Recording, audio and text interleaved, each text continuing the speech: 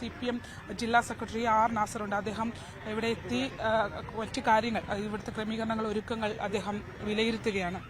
എത്ര red volunteers ഉണ്ട് ഇങ്ങോട്ട്, അതായത് ഓച്ചിറ തൊട്ട് ഇങ്ങോട്ടുള്ള ഒരു ക്രമീകരണങ്ങൾ എങ്ങനെയായിരിക്കും? ഓച്ചിറയിൽ വെച്ച് ഞങ്ങൾ സ്വീകരിക്കും, ഏറ്റുവാങ്ങി ഓച്ചിറ കഴിഞ്ഞാൽ പിന്നെ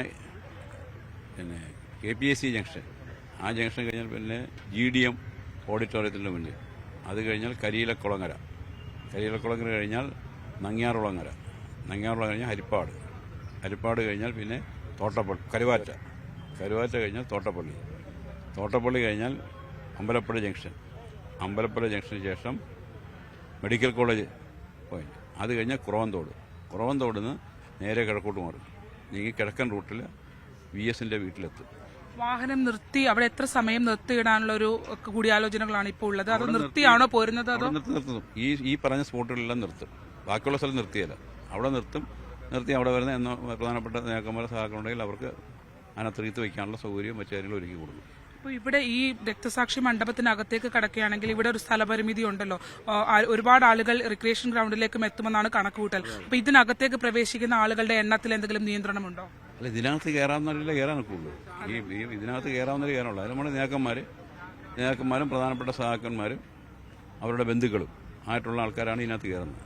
ഇതിനകത്ത് അവരെ അല്ലാതെ മുകളിൽ വരെ വയ്ക്കാനൊക്കെ അല്ല, അത്രയും പേരായിരിക്കും ഈ ക്രിമേഷൻ സമയത്ത്. അത് കഴിഞ്ഞ് ബാക്കിയുള്ളവരും കയറും. പിന്നെ അനുശോചനമുണ്ട് ഇവിടെ. വിലാപയാത്ര അപ്പോൾ എവിടം വരെ ഉണ്ടാവും? കാരണം റിക്രിയേഷൻ ഗ്രൗണ്ടിൽ നിന്ന് വിലാപയാത്രയായി ആണല്ലോ ഇങ്ങോട്ട് വരുന്നതെന്നാണ് പറഞ്ഞു. റിക്രിയേഷൻ ഗ്രൗണ്ടിൽ നിന്ന് പിന്നെ നേരെ തിരുവമ്പാടി ജംഗ്ഷൻ, നമ്മുടെ പാർട്ടി ഓഫീസിന്റെ അവിടെ വന്നു കഴിഞ്ഞാൽ അവിടെ നിന്ന് വിലാപയാത്രയായിട്ട് ഇങ്ങോട്ട് വരും.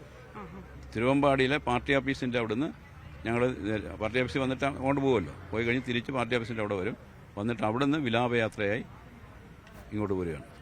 അപ്പോൾ അത്ര വിലാപയാത്രയിൽ സ്വാഭാവികമായി ആൾ കൂടുതൽ ഉണ്ടാവാൻ സാധ്യതയുണ്ടല്ലോ. അപ്പോൾ അവർക്ക് എവിടം വരെ പങ്കെടുക്കാനാകുമെന്നുള്ളതാണ്. കാരണം ഈ ഒരു സ്പേസിലേക്ക് വന്നു കഴിഞ്ഞാൽ ഇതിന്റെ വാതിൽക്ക് വരെ വരാൻ നിൽക്കുള്ളവർക്ക് അകത്തോട്ട് പിന്നെ ക്രിമേഷന്റെ ഇതല്ലേ, അതിനെ പിന്നെ സെലക്ട് ചെയ്തിട്ടുള്ള ആൾക്കാരെ ഇതിനകത്ത് കയറാൻ നിൽക്കുള്ളൂ. അതിന് കയറാൻ സൗകര്യമുള്ളൂ, ഇതിനകത്ത് കയറുവാൻ. അത് കഴിഞ്ഞിട്ട് ഈ ക്രിമേഷൻ കഴിഞ്ഞാൽ പിന്നെ പൊതുയോഗമാണ്. ആ പൊതുയോഗമാകുമ്പോഴത്തേക്ക് എല്ലാവർക്കും ഇടിച്ച് ഇതിനകത്ത് കയറാം, മാക്സിമം ആൾക്കാർക്ക് കയറാം. അത്തരത്തിലുള്ള റെഡ് വോളണ്ടിയേഴ്സിന്റെ നിയന്ത്രണം ഉണ്ടാവും അല്ലേ? പൂർണ്ണമായും റെഡ് വോളണ്ടിയേഴ്സിന്റെ നിയന്ത്രണത്തിലാണ് എല്ലാം. അതാണ് അദ്ദേഹം വ്യക്തമാക്കുന്നത്. അതായത് നമ്മൾ ഈ നിൽക്കുന്ന സ്ഥലത്തിന് ആളുകളെ ഉൾക്കൊള്ളാനുള്ള പരിമിതിയുള്ള ഒരു ഇടമാണ്. അതുകൊണ്ട് തന്നെ അവിടേക്ക് ആളുകൾക്ക് പ്രവേശിക്കുന്നതിൽ ചെറിയ നിയന്ത്രണം ഉണ്ടാകുമെന്നുള്ളതാണ്. പക്ഷേ വിലാപയാത്രയായി ഈ നേരത്തെ പറഞ്ഞ പദ്ധതി പ്രകാരമല്ല, റിക്രിയേഷൻ ഗ്രൗണ്ടിൽ നിന്നും വിലാപയാത്രയായി വീണ്ടും പാർട്ടി DC ഓഫീസിലേക്ക് വരും. CPM DC ഓഫീസിൽ നിന്നാണ് പിന്നീട് ഇവിടേക്ക് എത്തുക എന്നുള്ളതാണ്. തിരുവമ്പാടിയിൽ നിന്ന് ആണ് വിലാപയാത്രയായി അദ്ദേഹത്തിന്റെ ഭൗതിക ശരീരം ഇവിടെ ഈ വലിയ ചുടുകാട് രക്തസാക്ഷി മണ്ഡപത്തിലേക്ക് എത്തിക്കുക എന്നുള്ളതാണ്. ബന്ധുക്കൾക്കും പാർട്ടി നേതാക്കന്മാർക്കും, അതായത് ഒരുപാട് ആളുകൾക്ക് അകത്തേക്ക് പ്രവേശിക്കാനുള്ള പരിമിതി ഉള്ളതുകൊണ്ട് തന്നെ പ്രധാനപ്പെട്ട ആളുകളെ മാത്രമായിരിക്കും അകത്തേക്ക് പ്രവേശിപ്പിക്കുക എന്നുള്ളതാണ്. ബാക്കിയുള്ള ആളുകളൊക്കെ പുറത്ത് പരിമിതമായ സാഹചര്യങ്ങളിൽ ഒതുങ്ങി നിൽക്കേണ്ടതായി വരും. പിന്നീട് വൈകിട്ടോടുകൂടി ഈ അനുശോചന സമ്മേളനം ഇവിടെ ക്രമീകരിച്ചിട്ടുണ്ട്. അതിലേക്ക് എല്ലാവർക്കും കയറി പങ്കെടുക്കാവുന്ന രീതിയിലേക്ക്. പക്ഷേ ഈ ഒരു ചുരുങ്ങിയ സ്പേസ് ആണ്, അതുകൊണ്ട് തന്നെ ഇവിടെയൊക്കെ ആളുകൾക്ക് ക്രമീകരിക്കുന്നതിനുള്ള പ്രശ്നങ്ങളുണ്ട്. എന്തായാലും ഏറ്റവും പ്രധാനമായി കാര്യങ്ങൾ ചെയ്യുക റിക്രിയേഷൻ ഗ്രൗണ്ടിൽ തന്നെയായിരിക്കും.